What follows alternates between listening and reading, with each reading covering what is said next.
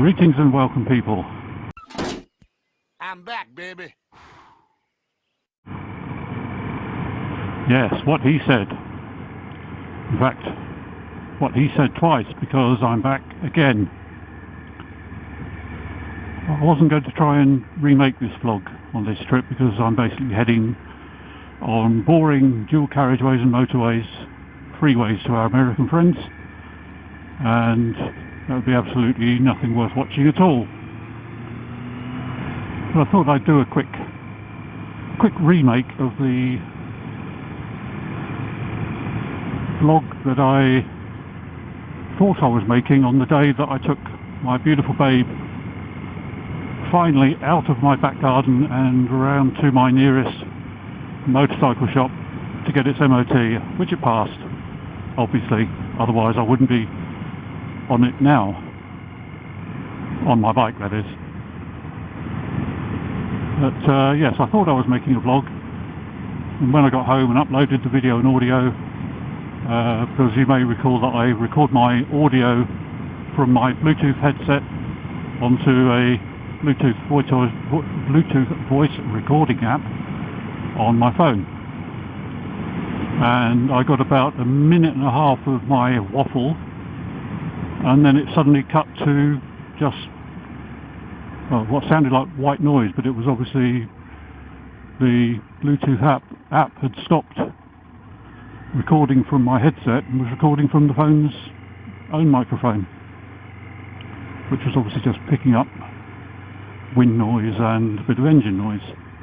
So that was knackered. I did think about doing a voiceover, but I'm not so keen on that. I know some people do it, which is fine. You do you. If I'd thought about doing the voiceover a bit nearer the time I realised I'd lost the audio, it may have been a bit easier for me to recap what I'd said, but we are where we are. And what I was basically saying was that while I don't want this to sound like a moan and a rant and being miserable, I was going to... Oh, no, I wasn't going to belch, although I probably did. I was going to recap some of the reasons why it's been 6 months since I was out on the bike and made the last vlog. It's interesting. Watch that on the way back. The bricks in the road there. Basically, item number one is my house, or our house, my wife and I's house that we own. It's quite an older property, about 120 years old, getting that way. Yes, I know there's lots of older properties out there, and many properties that are about the same age, certainly in our area. And we've known for many years, in fact since we bought it, that it needs a lot of money spending on it, and we basically just haven't had that money. We bought it because it needed work, and it was cheap, and it was the only one we could afford. Obviously thinking we do things as and when we can, which we have done some. We had to have obviously well, I say obviously, you don't know. We had to have a bathroom done, had to have a kitchen. The kitchen had been stripped out, there was only a sink and a cooker in it. We had a new conservatory or garden room, if that's what you want to call it, to replace the tumble-down lean-to that was nailed to the back of the house. So we did a few bits and bobs, but we couldn't really afford major items, and we knew it did need. We knew it needed the roof looking at. But anyway, for a few years now, the house has been, shall we say, inviting rainwater to come in when it should be keeping it out, and it's been getting worse. So last year we knew I was going to get a bit of money from my late father's estate, so we thought, well, let's get the guttering sorted, because we were looking up at the guttering. We couldn't get up there, it was too high up to get to, but we could look up and we could see that the guttering was all falling the wrong way. The water was running towards the closed end rather than to the downpipe, which obviously is not what you want. So we got a company in, and they thought, yeah, we'll do new gutters. They gave us a price which we thought was a decent price for new guttering, and obviously the fact that they could use bantam scaffold towers rather than full-on scaffolding was what helped reduce the pricing, because proper scaffolding is expensive. What's going on here? Just check for emergency vehicles. Nobody. So yeah, they came along, put up the scaffold tower, and about 20 minutes later they said, do you want to come and have a look? And so I went and had a look, and they said, yeah, we could put new guttering up. The only problem is there's no woodwork to fix the guttering to. All that was holding the screws with the gutter brackets in place was basically shards of paint. The fascia boards that the guttering was fixed to had basically rotted away. So they said, no, it's going to be a bit of a bigger job, we'll need proper scaffolding, obviously it's going to cost more. And yeah, it's not, they weren't conning me, I was up there, I did see what they were talking about, it was a mess. And so, okay, fine, yeah, we didn't want to spend all that extra money, we hadn't planned on it, but hey, it's our house, it's the roof of our house, it's where we live, so go ahead, we said, and so they got scaffolding up, and that was the point at which I was no longer able to get my bike out, because I keep my bike along the side of the house, which was exactly in the place where the scaffolding was going. There was absolutely no way I was leaving my bike even under the scaffolding, so I had to move it, and I couldn't think of anywhere that I could relocate it to for what I thought was going to be 2 or 3 weeks, and I didn't think it would be worth hassling neighbours, etc., to try and lodge the bike with them for a couple of weeks. I thought I'll just keep it in the garden for a couple of weeks. The weather's pretty naff. It won't be a problem. It'll be fine. So they got the scaffolding up, got up there, started taking the tiles off to start fixing the woodwork. And then I get called up to the roof again, up onto the scaffolding. And long story short, the roof structure is in a right state. Basically, at some point in our house's history, somebody had got a cowboy roofer to come along, take the slates off, which they probably sold for a handsome profit, and replaced with concrete. Now, obviously, if you think about it, concrete is at least twice the weight by area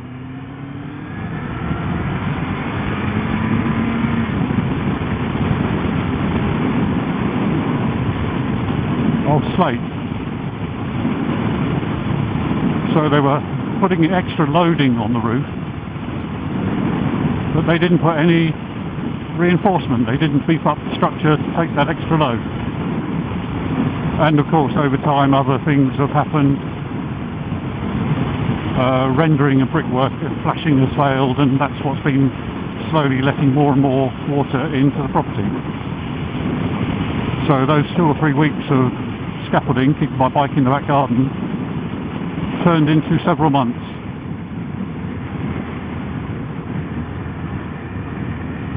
Until finally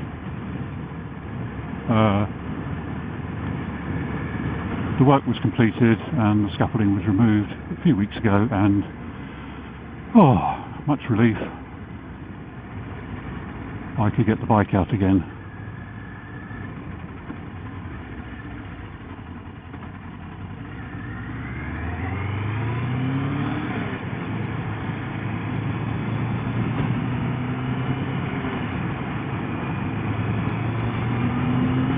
But the story doesn't end there. Oh no, not that simple. About halfway through this palaver and to do with the roof and the scaffolding. If you've seen my Instagram account, you may have seen that in about the middle of March, my remaining brother died.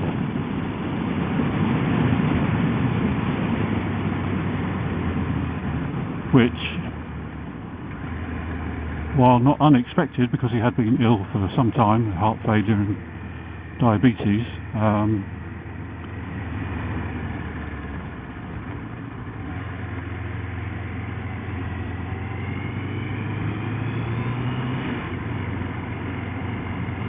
it was still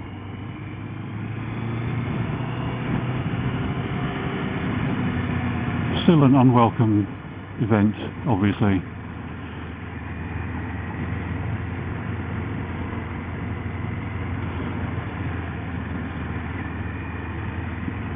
So for several weeks I was in something of a state.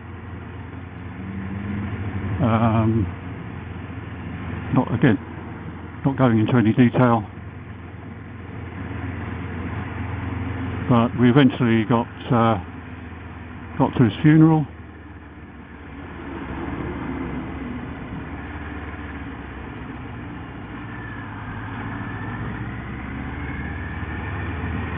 Which we had to travel a little bit of a distance for, which, you know, the distance we travelled for our American friends would probably be inconsequential.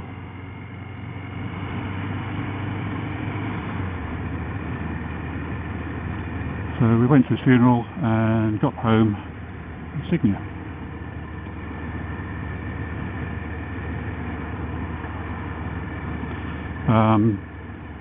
And joy of joy, we got home to a phone call from my wife's cousin, whose mother, obviously my wife's aunt, died that day.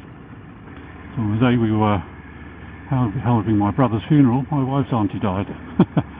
So we were doing really well.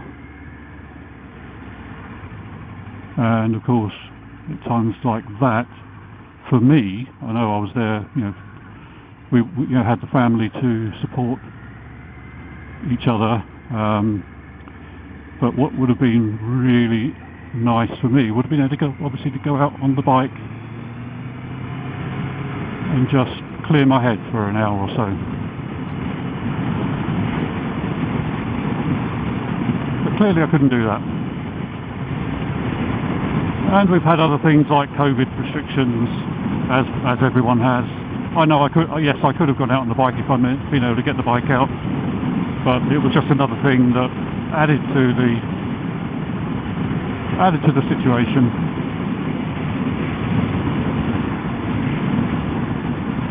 And of course the weather's been pretty awful, though today, although it's forecast for showers, is looking pretty damn spectacular. It's rather splendid.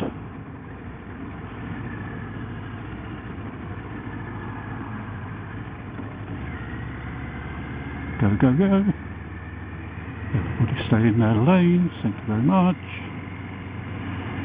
People cut lanes around this roundabout so often.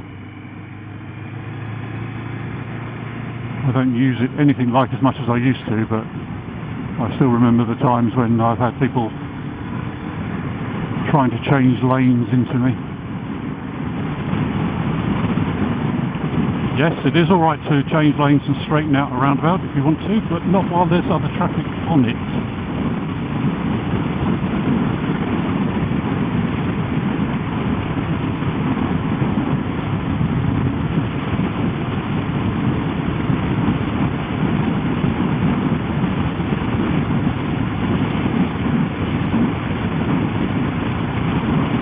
And of course the latest thing to happen, I think it was a couple of days before the scaffolding went down, actually nothing to do with the scaffolding, but just give you the time scale.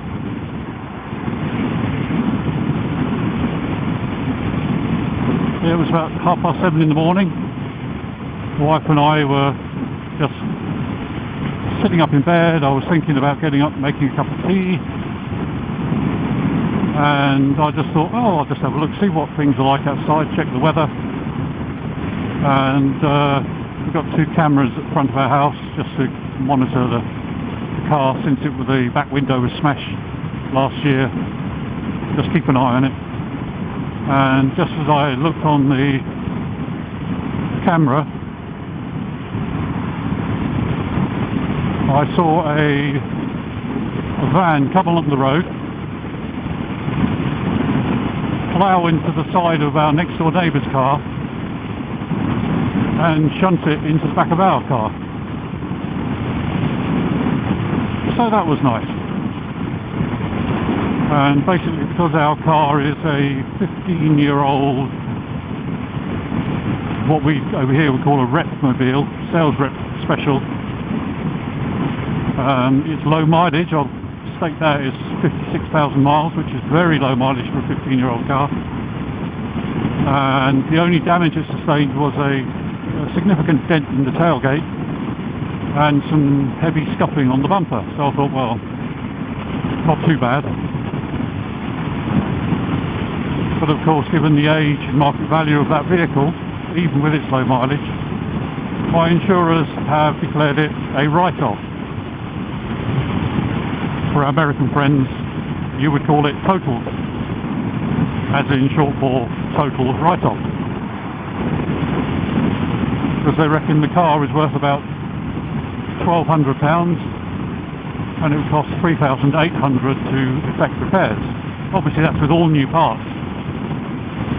Now I've spent the last few days trying to locate a replacement used tailgate and back bumper so that I can just take the payoff from the insurance company,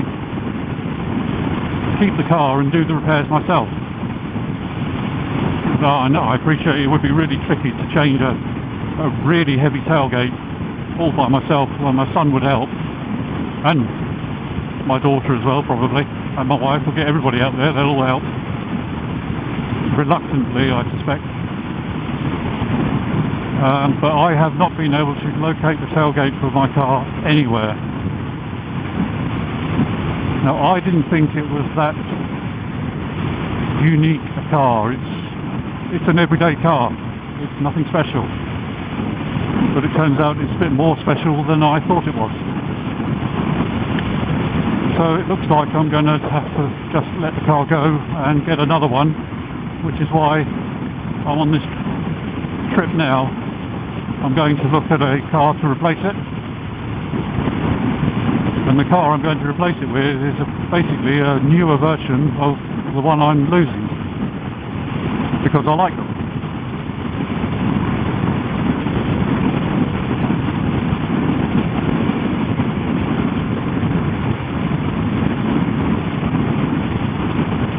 So that's where I'm on my way to now. I'm on Boring motorway. Well, this is classified as dual carriageway. This isn't motorway. This is what we in the UK call an A-class road. Even though there's 2 sets of 2 lanes, it's not a freeway or a motorway. Learner drivers can drive on this road. Learner drivers are not allowed to drive on motorways. Cyclists can ride on this road, although I wouldn't recommend it. And cyclists are not allowed to ride on motorways.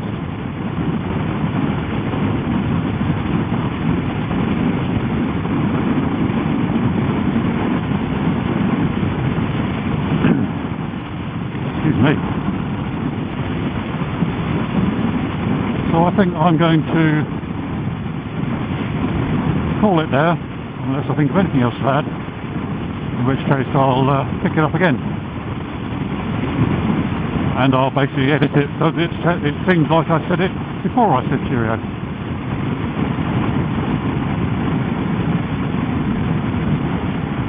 Come on.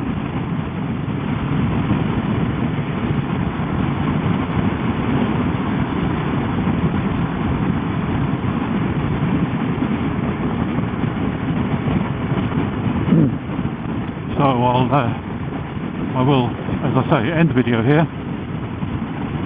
and say thank you very much for stopping by and taking a look. It's great to be back out on the bike. Hope you're all well and enjoying riding your bikes if you're doing so. I see on Instagram one of our biking brothers has had a mishap recently and is injured, and his bike is totaled, and dear, he is not in a good place at the moment, but I hope he'll be able to get past it. Except that accidents happen, no matter how good and careful you are, other people aren't always so.